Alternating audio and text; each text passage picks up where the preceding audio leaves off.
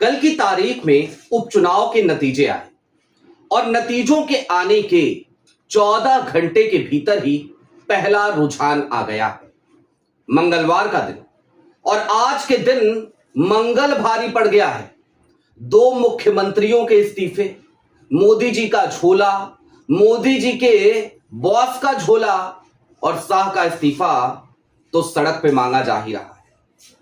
कुल मिलाकर इसे इस तरीके से समझिए कि दरअसल राहुल के सामने सिर्फ और सिर्फ अमित शाह नहीं बल्कि पूरी की पूरी भाजपा अब फिसड्डी साबित होती जा रही है। और आज मंगल मिलन के दौरान, मंगल मिलन की बैठक में, जो एनडीए की बैठक होती है हर मंगलवार को, उसमें सन्नाटा पसरा रहा।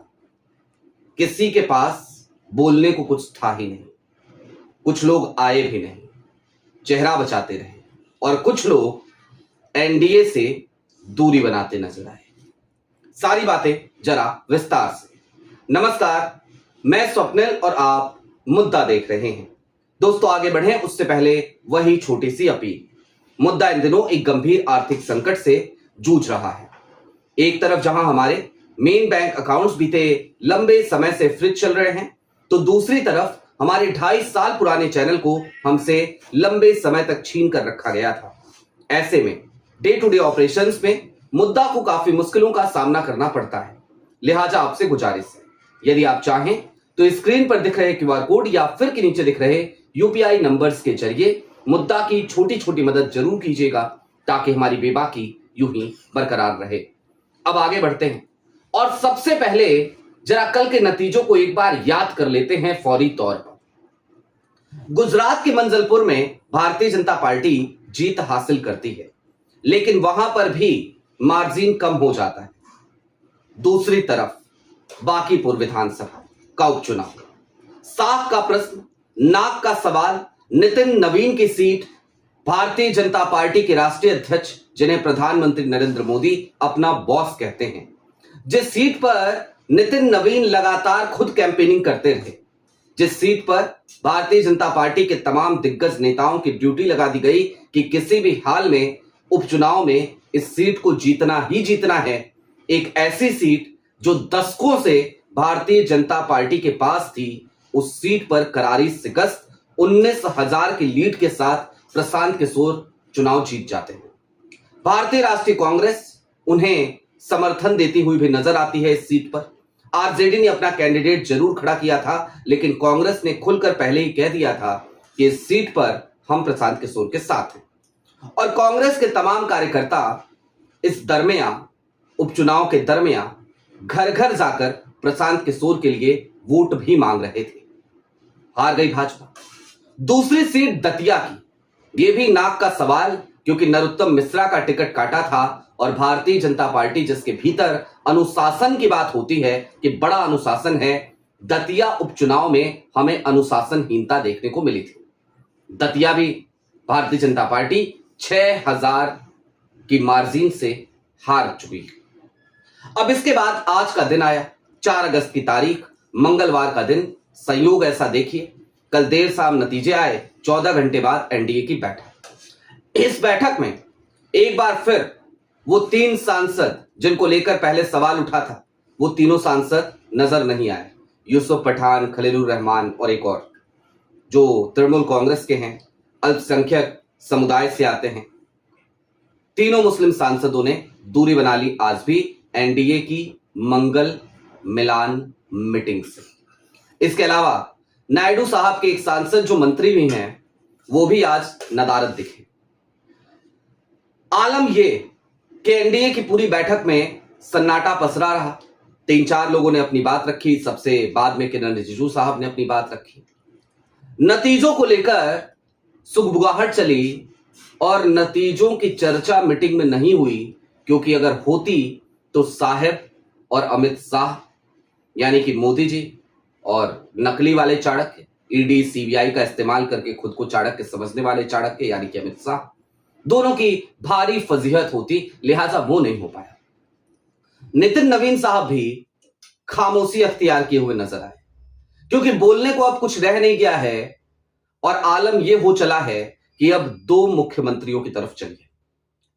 दोनों ही मुख्यमंत्रियों ने एड़ी चोटी का जोर लगाया था इन दो उपचुनाव में। बिहार में सम्राट चौधरी भी खूब कैंपेनिंग करते नजर आए थे और मध्य प्रदेश में शाह साहब के लाडले पर्ची वाले मुख्यमंत्री यानी कि मोहन यादव, इन्होंने भी एड़ी चोटी का जोर लगाया था। शिवराज सिंह चौहान भी पहुंचे थे चुनाव प्रचार के लिए, तमाम मंत्री पहुंचे थे, उसके बावजूद चुनाव हारे हैं। अब नैतिकता जैसी कोई चीज भारतीय जनता पार्टी के भीतर तो है नहीं। ऐसे में लेकिन एक तारीख हमें याद आती है और हमें लगता है भारतीय जनता पार्टी के तमाम लोगों को भी वो तारीख याद करनी चाहिए।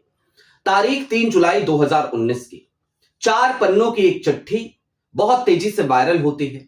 ये चिट्ठी तत्कालीन कांग्रेस के राष्ट्रीय अध्यक्ष लिखते हैं, 4 पन्नों की चिट्ठी लिखते हैं और अपने पद से इस्तीफा दे देते हैं। दरअसल 2019 में कांग्रेस की शिकस्त के बाद वो इस बात की नैतिक जिम्मेदारी लेते हैं और उस वक्त राष्ट्रीय अध्यक्ष कोई और नहीं बल्कि वर्तमान नेता प्रतिपक्ष राहुल गांधी थे। कायदे से तो नितिन नवीन को भी अपना इस्तीफा दे देना चाहिए, लेकिन अब दरअसल डैमेज कंट्रोल करना है, लिहाजा मोदी और शाह साहब वो खुद की छवि को बचाने के लिए आज की तारीख में अब कुर्बानी देने को तैयार हो गए हैं। वो दौर खत्म हो चुका है जब भारतीय जनता पार्टी में इस्तीफे नहीं होते थे।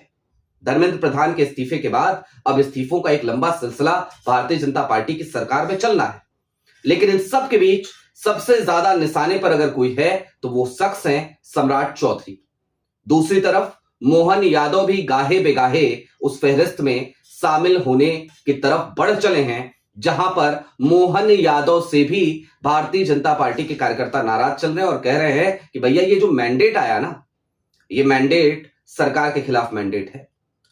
दोस्तों, कहने को ये 2 सीटों का सिर्फ उपचुनाव था, लेकिन प्रशांत किशोर ने एक बड़ी मजेदार बात कही। उन्होंने कहा कि नहीं, ये जनमत था, ये जनमत संग्रह था, ये रेफरेंडम था।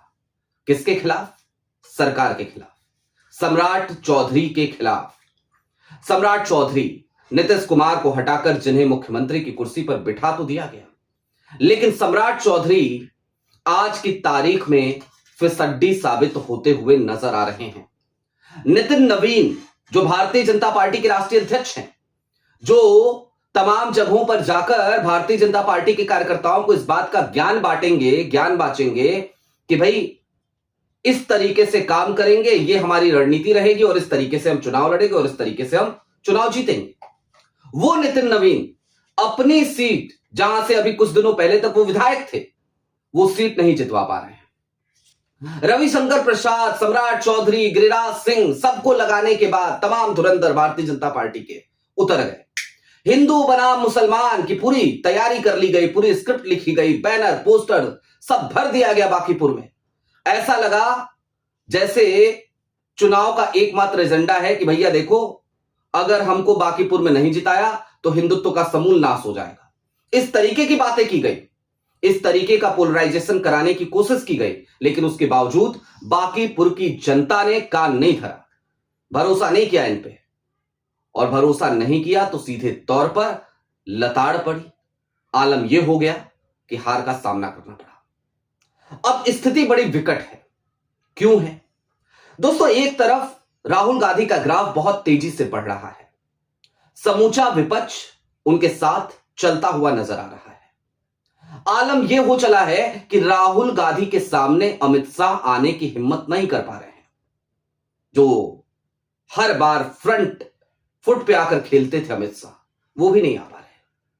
दूसरी तरफ भारतीय जनता पार्टी, नरेंद्र मोदी, इनकी स्थिति यह हो गई है कि कुछ भी कर रहे हैं बंटाधार हो रहा है, करने कुछ अच्छा जा रहे हैं, सोच रहे हैं मास्टर स्ट्रोक हो जाएगा, मास्टर स्ट्रोक नहीं हो पा रहा। रील का रिकॉर्ड बन जा रहा है कि 300 प्लस मिलियन लोगों ने देख लिया, 300 मिलियन प्लस, लेकिन कितनी गालियां पड़ी, वो रिकॉर्ड तमाम रिकॉर्ड्स को तोड़ दे रहा है। लिहाजा अब ये वक्त है, ये संकेत है कि भारतीय जनता पार्टी और नरेंद्र मोदी की सरकार, उसका काउंटडाउन शुरू हो चुका है, उल्टी गिनती शुरू हो चुकी है, एंटी इनकम्बेंसी है और देश की जनता को अब और ज्यादा बेवकूफ नहीं बनाया जा सकता। आपकी क्या राय है वो हमें कमेंट बॉक्स में जरूर बताइएगा। अभी के लिए दीजिए इजाजत, चलते चलते फिर वही अपील, चैनल पर नए हो तो सब्सक्राइब करते हुए जाइएगा, सक्षम हो तो मुद्दा की छोटी छोटी मदद जरूर कीजिएगा। बहुत शुक्रिया।